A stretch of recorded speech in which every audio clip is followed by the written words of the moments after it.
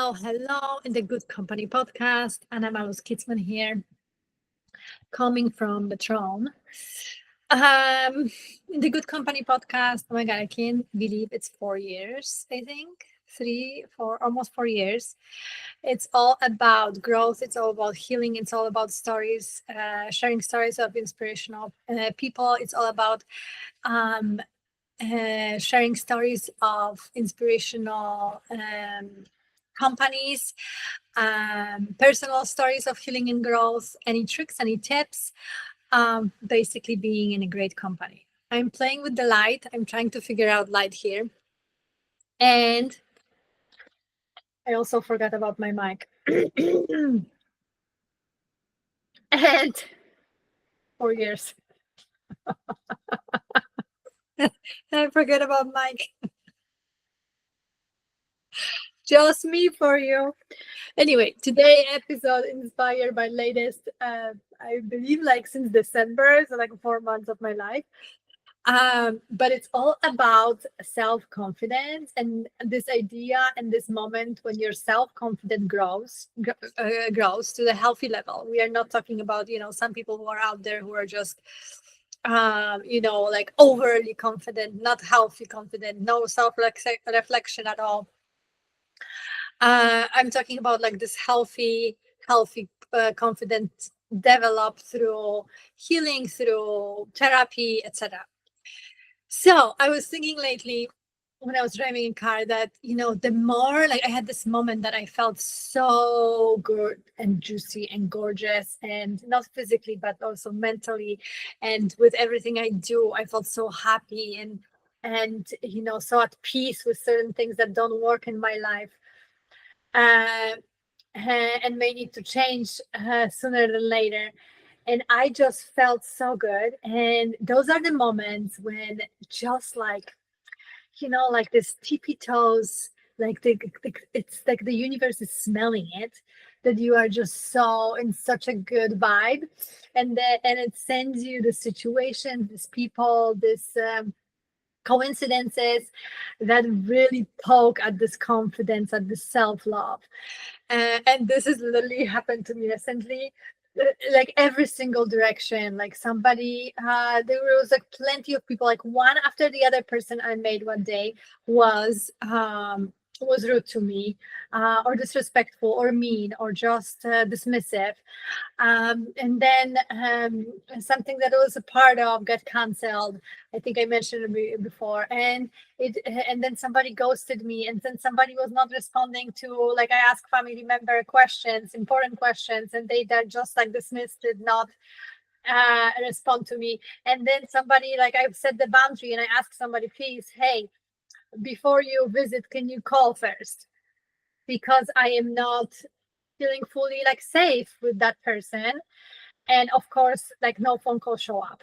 You know what I mean? Like boundaries, like not being heard, not being respected, and this self-confidence and poking at this confidence and believing in yourself.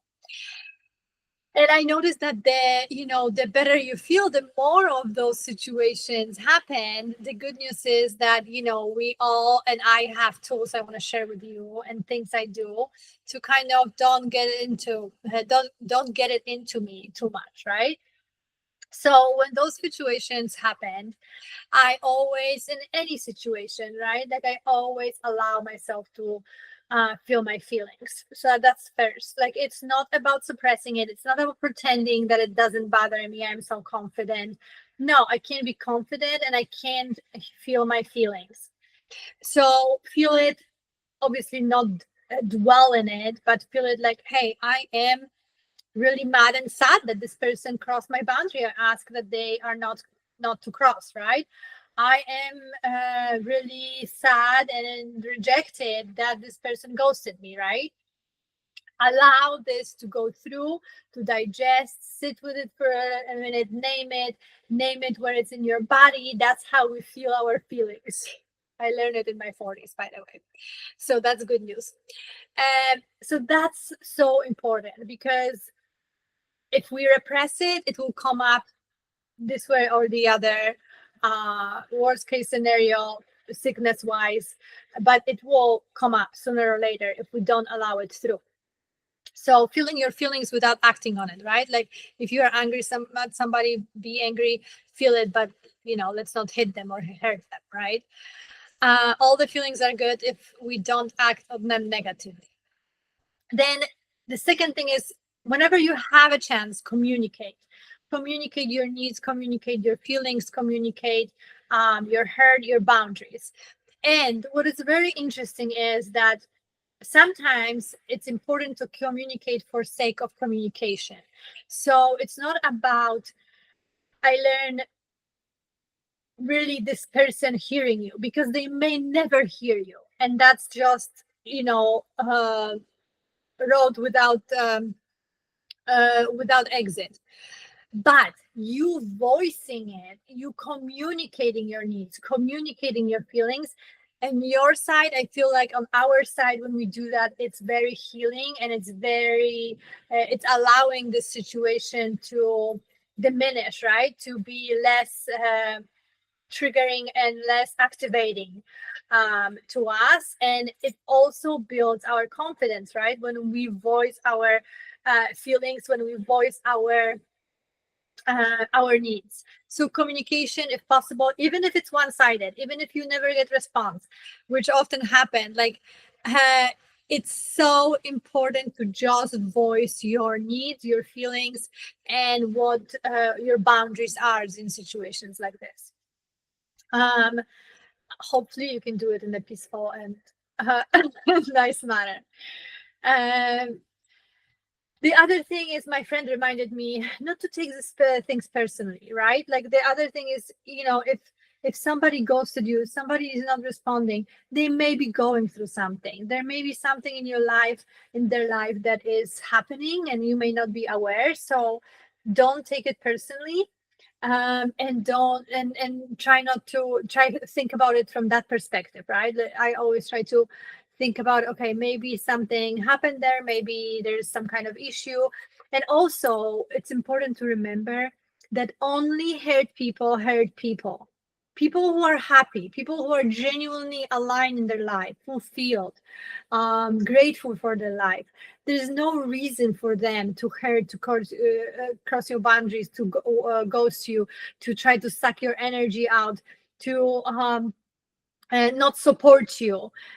They have this juiciness in their life, and this fulfillment and this joy, and they want to spread it, they want to share it. So the other point is that sometimes people hurt you because they are hurt, and obviously it's not your space to be punching bag, but that also can detach you from this. Okay, this is something on my side, right? Like I did something wrong, or there's something wrong with me, and that pokes you in your confidence.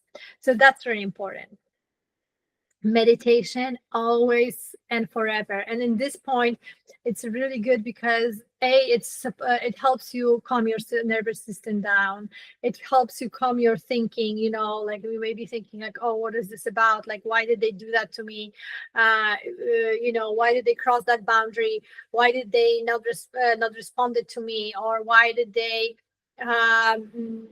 not supported me in this, right? I'm showing up, I'm communicating myself, I'm expressing myself.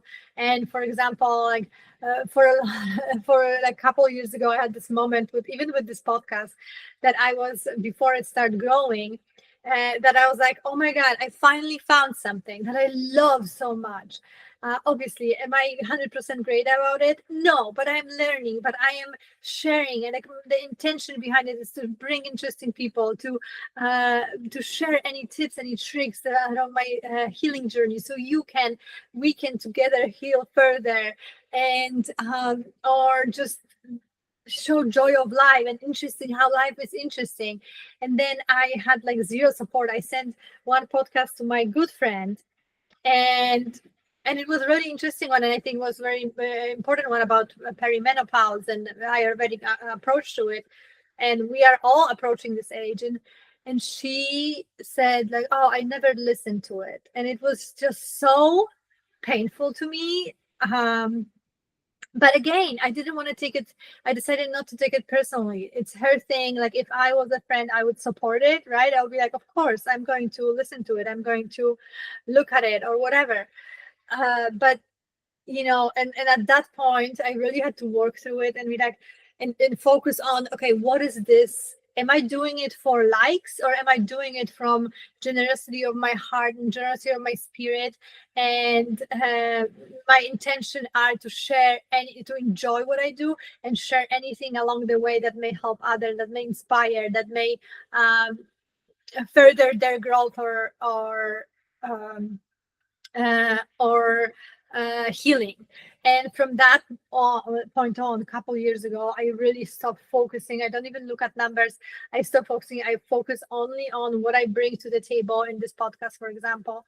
So it's so important to like focus on yourself and your intention and who you are versus, you know, taking it personally and looking, okay, what did I wrong? What I did do wrong? Because it's maybe not about you. It's about these other people, right? Clean your energy. Listen, cutting cords, as weird as it may sound, when you have a beef with somebody, when something is up, when something is, you take your hand and you envision a cord between you and them and you cut it. And this is gorgeous. Clean your energy also with envisioning white shower, with sage, with Palo Santo, whatever makes you fancy. Take a shower, clean your energy from that situation of, somebody, something, some situation trying to mm, dig into your confidence. Love it. Always. What else? Send good energy to these people. Like I always lately think about it, when somebody hurts me or something hurts me again, I don't know, full story maybe or whatever, I am just like envisioning this little hearts flying to that person, and I'm just like even saying in my mind, I'm sending you love, I'm sending you love, I'm sending you love, I'm sending you love. It really, by end of the day, helps you. And it's slightly on the selfish side, but it's also kind of diminishing the situation very, very fast. So send love to somebody's situation, circumstances that are digging this confidence of yours. Golden rule, we talk about it. I said it several times on Instagram, but I love this rule. A few years ago I was thinking about it, I think when I was in corporate world still, and there were some situations that were like not the best mental health wise for me. And I was thinking how important it is to understand. It's so important to understand that how somebody treats you does not define you. Okay, it's a golden rule. How somebody treats you says nothing about you, but everything about this person, right? So let's take situation with crossing the boundaries, right? I ask somebody, hey, when you plan to come over to my house, please call first, check in. I'll let you know if I don't know, I'm not naked or something. Instead of just showing up. Communicate it 3-4 times. They don't do it, right? They still show up in front of your house. And you could say something like, oh my God, why am I being so disrespectful? What is it about me? I used to be like this way. What did I do to be so diminished? My needs to be so diminished? What did I do wrong? Why I am so, disrespected? What did I do to be so disrespected? It's not about me. It's not about me. This is the values of this person that they can't freaking acknowledge your needs and respect your needs, even small needs, even the needs they don't understand, right? Like, I don't know, with my daughter, she doesn't like something. I don't know what would be a great example. Uh, I don't know. She doesn't like when I, squeeze her too much, too hard. I sometimes, squeeze her, give her too harsh of the hugs. And she told me that I'm not going to be doing it, even though I like it. I'm not going to be doing this because this is her boundaries. She said with me, right? Like, and if I did it, it didn't say anything about her. It said everything about me, that I'm an asshole, right? That I don't even can respect my own daughter's boundaries. So key golden rule: if somebody mistreats you, if somebody goes to you, if somebody crosses your boundaries, if somebody is mean to you, rude, century, it's says everything about them. Like this person that is rude to the waiter in the in the restaurant, right? Which I hate. That's like my pet peeve. It says nothing about this waitress or waiter, but it says everything about this customer, right? Like how rude, disrespectful, and mean they are. I don't know why this hand showed up on this. Golden rule for life. Okay. Uh, and then what else? Well, I wrote this here, but now I can't read my writing. And finally, I think it all stems from my long journey of understanding that any confidence that I have does not come from anybody else. Anything outside what I do, what others say, what others like what I do, what other say about me. It really, really comes down to it comes from me and feeling aligned and feeling centered and feeling good about myself, what I do, what I bring to the world, who I am, how I behave. And I think we all have this monitor inside us. And the better you do, the more aligned you are with your values, what you bring to the world, how you treat people, how you treat your boundaries, how you treat yourself. Self-respect comes so much from respecting yourself, not being respected by others, and self-confidence from really respecting yourself, your needs, your thoughts, your wants. It's for so many years I was looking and outsourcing this confidence and waiting for somebody to promote me, so I feel like, oh, I'm doing a good job, or waiting for a raise or another job opportunity, or somebody saying that something I do is cool. I don't need that anymore. Like obviously it's a cherry on top if somebody resonates, right, with what I do, but I find it so aligned with my values and so aligned with it makes me feel so good about myself. It makes me feel so good about what I bring to this world, that I don't need this external boost of confidence.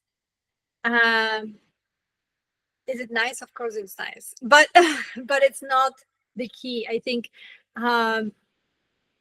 after one of these days that there was like several situations that happened, I was driving, and it's so funny how things work. I was driving a car, and I had some podcasts put in the quad, just to play one after the other, and my old podcast pop up about childhood trauma. And at first I was like, okay, I don't want to listen to it. But then I was like, you know what? This is one of the oldies. I will listen to it. And I just felt so proud. I was like, God damn, girl, this is so good. I like it. If there are things that I point out, it's like, oh, this could be better. This slightly better. This is like, I hear so, here, there. Of course. But no, the overall feeling was like, God damn, I like it. And I had like such a boost of confidence. And that's why I was like, okay, I'm going to record this self-confidence episode right when I come home. And that's what I'm doing right now. So it's all come from within, built by aligning yourself with your values, aligning yourself with your needs, wants, respecting yourself. So that's it. Tell me what do you do to keep up with and keep your confidence and trust in your abilities and trust in yourself and believe in yourself up? Do you have any specific practice? Let me know. And until the next time, links are below to my energy healing. Oh my God, I have to tell you this story with this one of my clients next episode, because this one is already long. And remember, I always do it lately 10 minutes or less because I'm respecting your time. Links below to all the things I do, my bags, my energy, my breath work. And until the next time, I send you so much love and so much light. How is this lighting? Did I do better? I think it's kind of not bad.